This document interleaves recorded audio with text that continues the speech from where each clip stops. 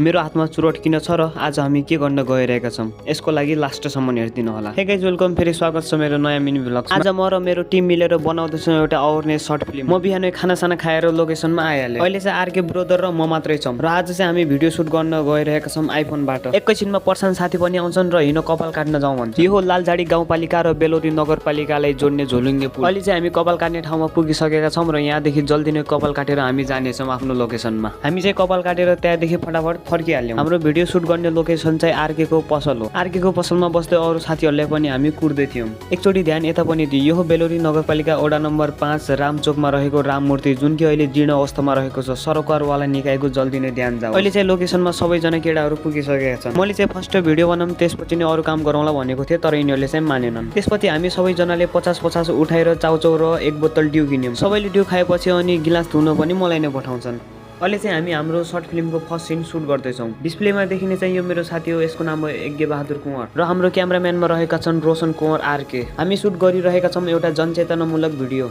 जसको टाइटल रहेको छ एक गल्ती। हामीले चाहिँ यो भिडियोमा कसरी एउटा सोझो साझो मान्छे एक गलत निर्णयले कुलतमा फस्छ भनेर देखाउन खोजेका छौँ। हामीले चाहिँ यो भिडियो भोइस अफ वार्ड 5 भन्ने फेसबुक पेजमा हालिसकेका छौँ। हेरेर लाइक शेयर फलो गर्न नबिर्सिनु होला। भिडियोमा छोटो छोटो गरेर देखाए पनि आजको प्रोसेस भने धेरै नै लामो रहेको थियो र आजको कन्टेन्ट पनि यति नै। अहिलेसम्म हेरिदिएकोमा मनैदेखि माया छ। Thank you for watching, by.